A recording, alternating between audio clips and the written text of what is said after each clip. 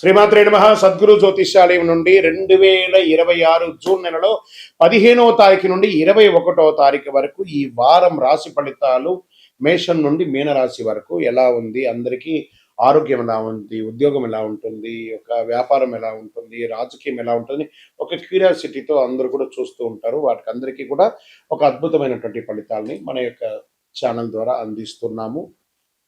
జాతకం పడుతున్న వర్షానికి ఒక గొడుగు మాత్రమే, కానీ జాతకం జీవితం కాదు. మీరు మిమ్మల్ని నమ్మండి, మీ యొక్క ఇష్టదైవాన్ని నమ్మండి. ఈ యొక్క జాతకం అంతా మీ యొక్క వ్యక్తిగత జీవితానికి ఒక 30% మాత్రమే వర్తిస్తుంది. తర్వాత మీ యొక్క పర్సనల్ జాతకం ద్వారానే సంపూర్ణ జాతకం అనేది తెలియబడుతుంది. ఓకే, ఈ వారం గ్రహాలన్నీ కూడా ఎలా ఉన్నాయి అనేది మనం తెలుసుకోబోతున్నాం. ఈ గురు భగవానుడు కర్కాటక రాశిలో ఉచ్చ స్థితిలో ఉన్నాడు. శని మీనరాశిలో సంచరిస్తున్నాడు. రాహు కుంభరాశిలో, కేతు సింహంలో ఉన్నాడు. జూన్ 15 తర్వాత సూర్యుడు మిథున రాశిలోకి ప్రవేశిస్తున్నాడు. శుక్రుడు కర్కాటకంలో ఉన్నాడు. జూన్ 21న కుజుడు వృషభ రాశిలోకి ప్రవేశిస్తున్నాడు. ఈ యొక్క చంద్ర రాశి ఆధారంగా సాధారణంగా ఫలితాలు వ్యక్తిగత జాతకాన్ని బట్టి మారవచ్చు. కాబట్టి మీకు వ్యక్తిగత జాతకాన్ని మనం తెలుసుకుందాము. ఇంకా వృషభ రాశి వారికి ప్రమోషన్స్ అవకాశాలు బాగా ఉన్నాయి. ఉద్యోగస్తులకి, విద్యార్థులకి ఏకాగ్రత పెరుగుతుంది. ఆర్థికంగా అనుకోని ధన లాభాలు వచ్చే అవకాశాలు ఉన్నాయి. కుటుంబ బంధువులతో కలహాలు తగ్గే అవకాశాలు కనబడుతున్నాయి. ఇంకా ఆరోగ్యం పట్ల గొంతు జీర్ణ సమస్యలు వచ్చే అవకాశాలు కాస్త బాగా కనబడుతున్నాయి. వ్యాపారంలో పాత బకాయిలన్నీ కూడా మీకు వచ్చే అవకాశాలు ఉన్నాయి. సర్వీస్ సెక్టార్లో టీమ్ సపోర్ట్ ఎక్కువ ఉంటుంది. గవర్నమెంట్లో ప్రేమికుల మధ్య బంధం బలపడుతుంది. కోర్టు వ్యవహారంలో కాస్త సహనం ముందంజ వెళ్ళే అవకాశాలు ఉన్నాయి. రియల్ ఎస్టేట్లో అవకాశాలు బాగా కనబడుతున్నాయి. షేర్ మార్కెట్లో చిన్న చిన్న లాభాలు కనబడుతున్నాయి. వ్యవసాయదారులకి మంచి దిగుబడి ఉండే అవకాశాలు కనబడుతున్నాయి.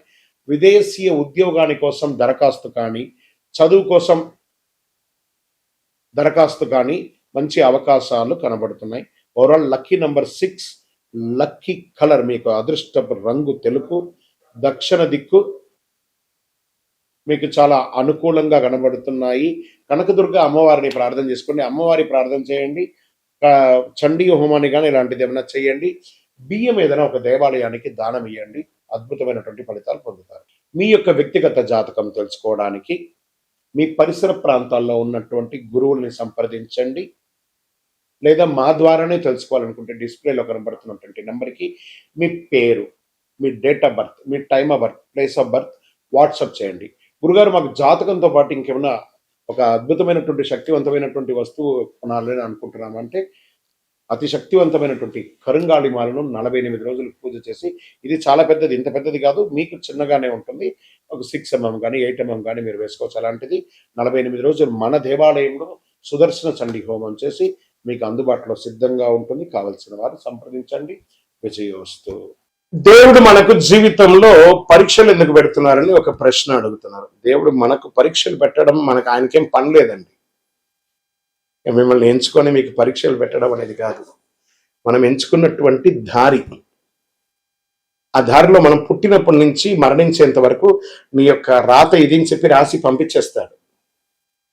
అర్థమైందా? ప్రతి ఒక్కరికి కూడాను ఈ యొక్క తల్లిదండ్రులకి పిల్లవాడు గాను, ఒక భార్యకు ఒక భర్తకు భర్త భార్య గాను, భార్యకు భర్త గాను, పిల్లలు గాను, అత్తమామలు గాను, ఫ్రెండ్స్ గాను, ఉద్యోగం గాను, వృత్తి గాను నిర్ణయించబడింది మరణం వరకు.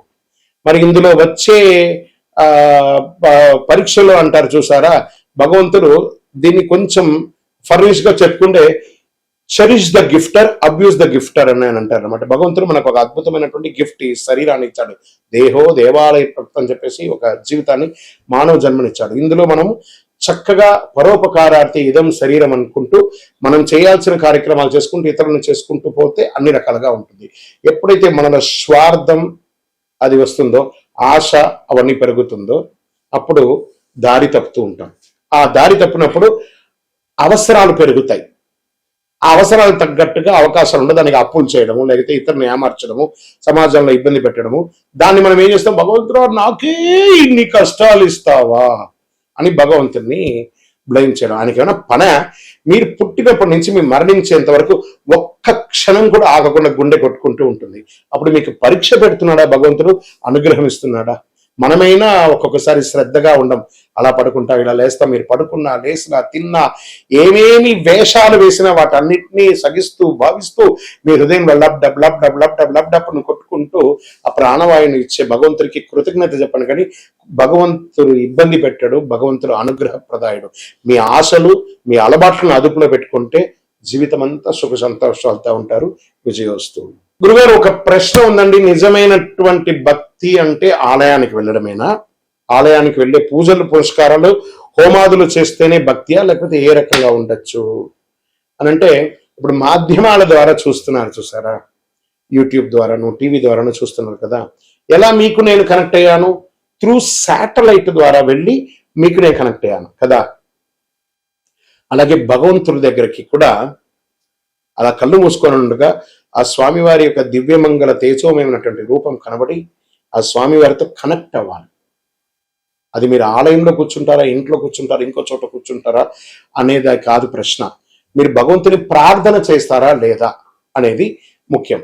ఎందుకు ఆలయాలకి ఒక ప్రత్యేకత ఉంది అని అంటే, ఒక యంత్ర ప్రతిష్ఠ చేసి నిత్య పూజలు చేసి ఒక పవిత్రమైనటువంటి భక్తులు అందరూ కూడా వచ్చి దర్శనం చేసుకున్నటువంటి ఎంతో పుణ్యాత్ములు నడిచిన భక్తుల యొక్క పాదధూళిలో భగవంతుడు ఉంటాడని చెప్తారు. కాబట్టి అక్కడ పవిత్రమైనటువంటి స్థలంగా ఉంటుంది. కాబట్టి ఆ దేవాలయాలకి వెళ్ళి దర్శనం చేసుకోవడం అనేది ఒక సిస్టమ్ ఉంది. కాబట్టి అక్కడ మంత్రోచ్చారణతో ఉంటుంది. కాబట్టి అక్కడికి వెళ్ళడం మంచిది. మన ఇంటిలో కూడా దేవాలయము, ఒక దేవుడు రూమ్ అనేది ఉంటుంది, అక్కడ ఉంటుంది. కానీ 24 గంటల సేపు మనలో ఆత్మ అనే ఒక దేవుడు మనల్ని పరీక్షిస్తూ చూస్తున్నాడు. తత్వమసి, దట్ ఈస్ కాల్ తత్వం అసి. నువ్వు దేన్నైతే చూడడానికి, దేన్నైతే పొందడానికి ప్రపంచంలో తిరుగుతున్నావు అది నీలోనే ఉంది, చూసుకో. అహం బ్రహ్మాస్మి అని చెప్పాడు. భగవంతుడు నీలోనే ఉన్నాడు. శివం శివం శివం. ఈ శివం లేకపోతే దాన్ని శవం శవం శవం అంటారు. కాబట్టి దేవాలయానికి పూజ చేయాలా, నీలో పూజ చేయాలా అనేది కాదు. పూజ చెయ్యి, కనెక్ట్ అయ్యి భగవంతుని. నువ్వు పూజించకపోతే కొట్టడు భగవంతుడు, కానీ పూజిస్తే నువ్వు ఇంకా బాగుంటావు. బాగా గుర్తుపెట్టుకోండి. ఆర్గ్యూ చేయడం వల్ల మనం బాగుంటామా, నెగిటివ్ అవుతామా అని అంటే, ఆర్గ్యూ చేయడం వల్ల నెగిటివ్స్ వస్తుంది. కానీ నువ్వు ఆర్గ్యూ చేయకుండా సైలెంట్ గా ఉంటే బాగా అయిపోతామంటే బాగా అయిపోమట. కానీ నెగిటివ్ అనేది తగ్గిపోతుంది. చాలదా? అదే భగవంతుడు. దేవాలయానికి వెళ్ళడం, మనం చేయడం అనేది కర్మ ఫలితం తప్పకుండా మనల్ని చేరుతుంది. అంటే కర్మ రిటర్న్స్ అంటారు చూసారా. అవును, ఎదుటి వాళ్ళకి ద్రోహం చేయాలి అని అనుకుంటే ఇక్కడ చూడండి, చెయ్యి నేను ఇలా పెట్టాను, నేను నిన్ను ఇలా ఇబ్బంది పెడుతున్నాను అని ఒకటి చెయ్యి అక్కడ చూపిస్తుంది. ఇక్కడ 1, 2, 3 వేళ్ళు నిన్ను చూపిస్తుంది. పైన భగవంతుడు చూస్తున్నాడు. 3 వేలు సమాజం నిన్ను చూస్తుంది, భగవంతుడు పైన చూస్తున్నాడు. కానీ నువ్వు చూపే వేలు ఒకటే అనమాట. అఫ్ కోర్స్ నువ్వు ఎవరికైనా చెడు చేస్తే 4 రకాలైనటువంటి చెడు నీకు రిటర్న్ ఖచ్చితంగా వస్తుంది. నువ్వు మంచి చెయ్యకపోయినా పర్లేదు, కానీ చెడు చేయకుండా ఉండు. అదే ఇతరులకు చేసే సమాజంలో ఒక మంచి విశేషం. అందుకే కర్మ రిటర్న్స్, విజయోస్తు. కృష్ణుడు మహాభారతంలో యుద్ధాన్ని ఎందుకు ఆపలేదు? ఇక్కడ మీకు మంచి ప్రశ్న. ఆయన కూడా, కృష్ణుడు కూడా యుద్ధం చేయమని చెప్పలేదు. మీరు బాగా గుర్తుపెట్టుకోవాలి. రథసారథిగా అర్జునుడికి పార్థసారథిగా కూర్చున్నాడు ఆయన. ఈయన పోయి యుద్ధం చేయడ కర్మణ్యేవా నివాసస్తే మాపడే సుఖదాసన. ఈయన ఏం చెప్పాడు? మనమందరూ కూడా 732 శ్లోకాలు ఉన్నటువంటి భగవద్గీతను శ్రీకృష్ణుల వారే మనకు అందించారు. కొన్ని అధ్యాయాల వరకు ఆ అర్జునుడు ఆయన ఒక రైడర్ లాగా చూశాడు, ఒక సారథి లాగా, ఒక డ్రైవర్ లాగా చూశాడు. అప్పటి వరకు నేను క్షత్రియుడిని, నేను ధర్మరాజు యొక్క తమ్ముడిని, పంచపాండవుల ఒకడిని అనే ఒక ప్రౌడ్తోనే ఆ అర్జునుడు ఉంటూ ఉంటాడు. ఆ యొక్క 11వ అధ్యాయాన్ని చెప్పేటప్పుడు విశ్వరూప అవతారం ఒకటి వస్తుంది. ఆ అధ్యాయంలో స్వామివారు విశ్వరూపం ధరించి అర్జునుడికి దర్శనం ఇస్తాడు. దర్శనం ఇచ్చి అప్పటి నుంచి అర్జునుడి యొక్క బాడీ లాంగ్వేజ్ మారిపోతుంది. ఎందుకంటే స్వామి ఎటు తల ఎత్తినా స్వామివారు కనబడట్లేదట.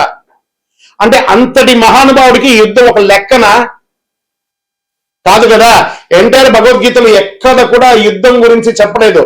స్వామివారు చెప్పినటువంటి ఆ 700 శ్లోకాల భగవద్గీతలో కూడా యుద్ధం గురించి మాట్లాడలేదండి, జీవితం గురించే మాట్లాడారు. శ్రీకృష్ణుడు జీవితాన్ని ఉపదేశించడానికే ఉన్నాడే కానీ యుద్ధం గురించి ఉపదేశించడానికి కాదు. మనం ఆనందంగా ఉంటే శ్రీకృష్ణుడు ప్రేమగా కనబడతాడు. మనం కొంచెం మాలిన్యంగా ఉంటే అది యుద్ధ వాతావరణంగా కనపడుతుంది. మన యొక్క బుద్ధిలోని మంచి చెడు రెండు ఉంది. కాబట్టి ఆ మంచి చెడుని ఎదిగి నువ్వు ముందుకు వెళ్ళు అని భగవద్గీతలో యొక్క సారాంశంగా శ్రీకృష్ణుడు చెప్పారు. కాబట్టి అందుకే శ్రీకృష్ణుడు యుద్ధం చేయమని చెప్పలేదు. అధర్మాన్ని మాత్రం జయించమన్నాడు కానీ యుద్ధం చేయమనలేదు. భయభక్తులతో ఉండాలి అన్నారు. భక్తి ఉంటే భయం ఎందుకు ఉండాలంటే భయభక్తులతో ఉండాలి. అక్కడ ఎదుటి కూర్చున్నది మనం ఒకళ్ళమే. ఈ ప్రపంచాన్ని ఏలే అఖిలాండ కోటి బ్రహ్మాండ నాయకుడు అక్కడ కూర్చున్నాడు ఎదురుగుండా. ఆయన చూసినప్పటికీ భయభక్తి ఉండాలి. దేవుని చూసినప్పుడు ఆ భయం ఉండాలి, భక్తి ఉండాలి. ఆ ఒక దేవుడు కనబడని ఒక గొప్ప శక్తిగా అక్కడ కూర్చున్నాడు. దైవం మానుష రూపేణ. అది ఎలా కనబడుతున్నాడు? తల్లిదండ్రిగా, గురువులుగా, సమాజంలో పెద్దవాళ్ళుగా, అర్చకులుగా, ఆరాధులుగా ఉన్న వాళ్ళని అందరినీ కూడా ఒక ప్రేమగా చూస్తే సాక్షాత్ భగవంతుని చూసినట్టుగా ఆ భయభక్తితో ఉండాలి అని అంటారు. ఆఖరికి మనకు విద్య నేర్పించిన టీచర్ దగ్గర కూడా భయభక్తులతో ఉండాలి. అదే దేవుడికి ఇచ్చే మన మర్యాద, విజయవస్తు. మనిషి యొక్క గొప్పతనం ధనంలో ఉంటుందా, ధర్మంలో ఉంటుందా అంటే పరోపకారార్థే ఇదం శరీరం. ఇతరులు బాగుండాలని ఎవరైతే కోరుకుంటారో వాళ్ళే దేవుళ్ళు. మంచి గుణం వాళ్ళ దగ్గరే ఉంటుంది. డబ్బులు సంపాదించాలి, డబ్బులు అవసరం ఉంది. ఆ డబ్బులు క్షేత్రస్థాయిని పెంచే విధంగా ఉండాలి కానీ క్షేత్రాన్ని నాశనం చేసే వాళ్ళ దగ్గర ఉండకూడదని చెప్తారు. కాబట్టి మంచితనంతో ఉన్న వాళ్ళు అందరూ క్షేమంగా ఉండాలి మనస్ఫూర్తిగా కోరుకుంటారు. విజయవస్తు.